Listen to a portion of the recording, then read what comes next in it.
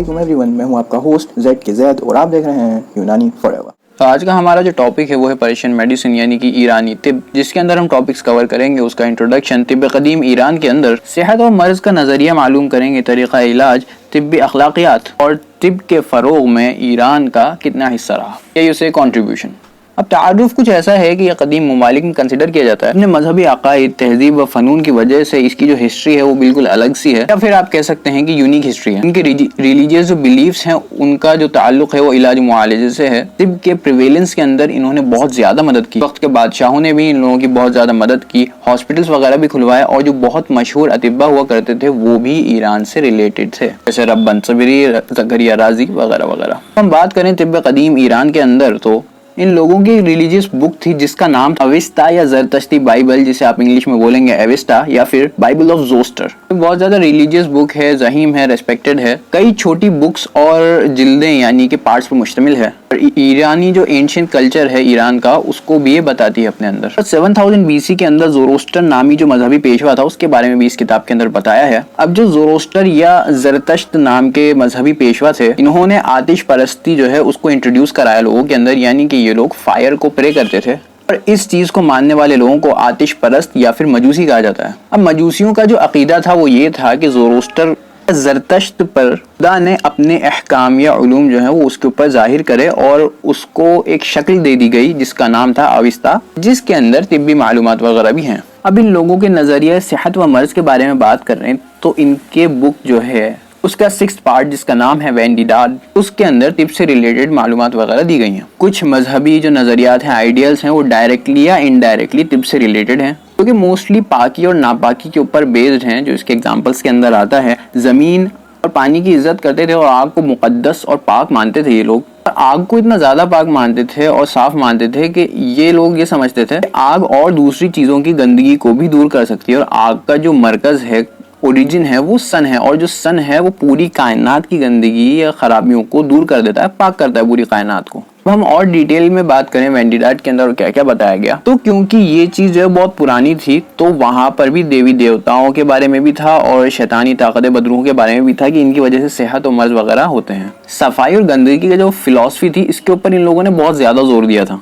पानी और ज़मीन जो है ना, उन लोगों को ये कहते थे कि इसको आप बिल्कुल साफ रखिए, गंदगी ना करें, और जो लोग इसको गंदा करते थे वो लोग मुजरिम करार दिए जाते थे। इंसान पानी को गंदा करता था वो एक मुजरिम था, उसे सज़ा मिलती थी, और अगर कोई पानी में से गंदगी या पॉल्यूटेंट वगैरह हटाता था उसे बहुत ज़्यादा सवाब का काम मानते थे ये लोग। ज़मीन के अंदर मुर्दे लाशें जो हैं उनको दफन नहीं करते थे कि ये गंदा कर देगा इसे, और उसके अलावा पटकते भी नहीं थे। स्पेसिफिक जो पिलर्स होते थे उसके ऊपर ही उन्हें लटका दिया करते थे। अगर वो लाश ज़मीन पे पड़ी रहेगी तो कोई जानवर आएगा और उसे उठा के ले जाएगा, कहीं और पटक देगा जिससे ज़मीन गंदी हो। और ऊंचाई पे इसलिए रखा जाता है कि जो मुर्दार खाने वाले परिंदे हैं वो उसे आराम से इजीली कंज्यूम कर सकें। ज़मीन, पानी, आग को छोड़ने के बाद भी इन लोगों ने और चीज़ों को भी कंसिडर किया कि आप उन चीज़ों में भी साफ सफाई रखें, गंदगी से बच के रहें, कूड़े करकट को घर से दूर रखें। उस फ्लाई जो है मक्खी घर की, उसे ये लोग मौत का सबब मानते थे। अगर किसी इंसान के कपड़े उल्टी या खून वगैरह जो और बुरी चीज़ें हैं, फुजलात हैं, उनसे गंदे हो जाते थे तो वो उन कपड़ों को बिल्कुल डिस्कार्ड करके डिस्ट्रॉय कर देते थे। लेप्रोसी वगैरह जो है, कोढ़ के मरीजों को सोसाइटी से बिल्कुल अलग कर दिया जाता था। अब इनके तरीका इलाज के बारे में बात करें तो यहाँ पर 3 तबके या 3 लेवल होते थे डॉक्टर्स या अतिब्बा के।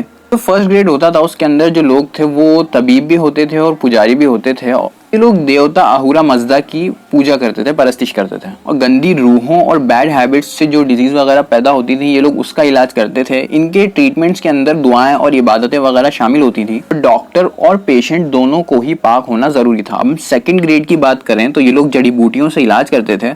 हिफ्ज़ मा तक़द्दुम यानी कि प्रिवेंशन वगैरह भी ये लोग ताकीद करते थे लोगों को, और अमराज के इजाले के लिए दवाओं का भी इस्तेमाल करते थे। ये लोग अबॉर्टिफिशिएंट जो दवाएं होती थी उनका भी इस्तेमाल करते थे और इसकाते हमल करवाते थे। और ये लोग जो थे वो अक्सर फार्मर्स हुआ करते थे, यानी काश्तकार हुआ करते थे। अब थर्ड ग्रेड जो है, इस ग्रेड के जो डॉक्टर्स थे वो सर्जरी वगैरह में बहुत माहिर थे, और ये लोग जो थे इनका रिलेशन आर्मी के जो खानदान होते थे उनसे होता था। फ्रैक्चर्स, वुंड्स और डिसलोकेशंस वगैरह का ही बहुत बेहतरीन ट्रीटमेंट करते थे।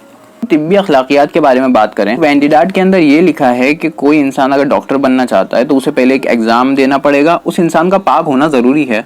ट्रीटमेंट फीस यानी कि उजर जो बोला जाता है, उजरत जो बोला जाता है, वो जायज़ उजरत लेना ایک ڈاکٹر کے لیے الاؤڈ تھا. ٹریٹمنٹ کے اندر غفلت یا غلطی کرنا اگر کوئی ڈاکٹر کرتا تھا تو وہ سزا کا مستحق ہوتا تھا, اور تینوں جو گریڈز تھے, تینوں گریڈز کے ڈاکٹر کے لیے سیم سزا تھی, کسی کے لیے اوپر نیچے نہیں تھا. اور اگر کوئی ابارشن کرواتا تھا تو وہ سخت جرم مانا جاتا تھا, اور غیر ضروری اسقاط یا بیجا اسقاط کروانے پر اس انسان کو سزائے موت ہوتی تھی. اب ہمارے اگلے ٹاپک کے بارے میں بات کریں کہ طب کے فروغ میں ایران کا حصہ یا کنٹریبیوشن کیسا رہا. یہ بہت زیادہ غیر معمولی رہا اور اسے ایک سڈن بوم یا بوسٹ ملا. پہلے ایران کے اندر شاپور فرسٹ اور سیکنڈ آیا, اس کے بعد میں نوشیروان فیملی آئی, اور اس نوشیروان خاندان نے مریضوں کے لیے اسپتال وغیرہ بنوائے جن میں جندی شاپور جو تھا بہت زیادہ فیمس تھا. اب ایران کے بڑے شہروں کے بارے میں بات کریں تو وہ 3 کنسیڈر کیے جاتے ہیں, جن میں آتا ہے ریف, فارس اور ہمدان. اور کچھ مشہور ایرانی اطباء کے بارے میں بتایا جائے تو وہ تھے ابن سینا, Abu Sahl Masihi, Jurjani etcetera. نا moving up to the next point, یہ ہمارا جو نیا اگلا ٹاپک ہے وہ ہے اسکول آف جندی شاپور یا مدرسہ جندی شاپور. اس میں بھی ہم اس مدرسے کا تعارف پڑھیں گے, وجہ تسمیہ یعنی ریزن آف نیمنگ پڑھیں گے, اس کے قیام کے بارے میں معلومات حاصل کریں گے, اس کے ڈیولپمنٹ میں فروغت کے اندر مسلمانوں کا کیا کنٹریبیوشن رہا, اور یہاں سے بھی کچھ ہم ڈاکٹرز یا اطباء جو ہیں فیمس ان کے نام دوبارہ دیکھیں گے. اب اس کا تعارف کچھ اس طرح سے ہے کہ بہت زیادہ اینشینٹ تھا, بہت زیادہ فیمس تھا, اس کی امپورٹنس کا الگ ہی لیول تھا لوگوں کے اندر, اور اس مدرسے کی خدمات they were just out of the bounds. اس کا جو نام رکھا گیا ہے اس کے پیچھے 2 کنڈیشنز کو بتایا گیا کہ اس کی 2 وجوہات ہو سکتی ہیں. پہلی یہ تھی کہ شاپور فرسٹ نے رومی بادشاہ ویلیرین کو ہرا دیا تھا, اور اس سے جو انہیں شہر حاصل ہوا وہاں موجود قیدیوں پر بیسڈ ایک انہوں نے شہر بنایا, اور اس کا انہوں نے نام رکھا ویاز اینڈیو شاپور. بعد میں اس کا نام چینج کر کے گوندی شاپور رکھا گیا, اینڈ لاسٹلی جب اس کا نام چینج کیا گیا تو اس کا نام رکھا گیا جندی شاپور. اب دوسری وجہ جو ہے وہ یہ کنسیڈر کی جاتی ہے کہ بادشاہ نے ایک ان کے فوجی لشکر جو تھا اس کے سٹے کرنے کے لیے ایک جگہ بنائی تھی. تو عربی کے اندر جند کا مطلب ہوتا ہے فوج یا لشکر, اور شاپور جو تھا وہ بادشاہ کا نام تھا. جب ان دونوں کو ملا کے نام رکھا گیا تو اس جگہ کا نام رکھ دیا گیا جندی شاپور. اب اس مدرسے کے قیام کے بارے میں بات کریں تو جب شاپور سیکنڈ اپنے رولنگ فیز کے اندر آیا تو ان کی طبیعت خراب ہوئی, اور جب طبیعت خراب ہوئی تو اس فیز کے اندر انہوں نے یونان سے ایک طبیب کو بلایا جو بہت بہترین طبیب تھے. ان کا نام تھا تیادورس, یا انگلش میں انہیں کہیں تو تھیڈورس کا. جب ان کے ٹریٹمنٹ سے انہیں فائدہ ملا تو انہیں طبیب شاہی بنا لیا گیا. اس کے بعد میں روم سے بھی اطباء آئے جو مدرسہ رہا یا پھر انگلش میں کہیں تو اسکول آف ایڈیسا تھے, اور ایڈیسا اسکول کے یہ لوگ یہاں آ کر بس گئے اس شہر کے اندر. اور اسی طرح جندی شاپور جو ہے وہ طب کے لیے بہت زیادہ فیمس ہوتا چلا گیا, اور انہی لوگوں کی خدمات اور ہمارے جو بادشاہ صاحب تھے ان کی سرویلنس اور ان کی نگہبانی کے اندر, آپ یہ کہ ان کی سرپرستی کے اندر جندی شاپور قائم کر دیا گیا. اب مسلمانوں کا اس کے اندر کنٹریبیوشن کیا رہا اس کے بارے میں بات کریں تو خلیفہ عمر رضی اللہ عنہ نے ایران کو فتح کیا 638 AD کے اندر, مسلمانوں کے ہاتھ میں یہ آ گیا. اس کے بعد بھی ان لوگوں نے اسے تباہ نہیں کیا, جبکہ اس کی جو بیسس تھے وہ یہودی اور مجوسی تھے, کیونکہ یہ ایک نالج کا سینٹر تھا, اور اسلام کے اندر ایسے نالج کے سینٹرز کی عزت کرنے کو بولا گیا ہے, اس کی بے ادبی کرنے کو منع کیا گیا ہے. تو ان سب نے اس کی عزت کی, اور جب وقت آگے بڑھتا گیا تو ان لوگوں نے اس سے بہت فائدہ اٹھایا, جو آگے آنے والے حکمران تھے اور جو لوکل لوگ تھے ان لوگوں نے بھی.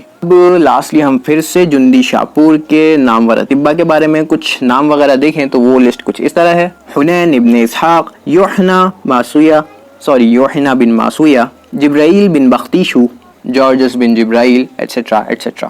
اور یہاں پر آپ کا ایرانی طب کمپلیٹ ہوتا ہے, اور اس کے ساتھ ساتھ مدرسہ جندی شاپور بھی کمپلیٹ ہوتا ہے.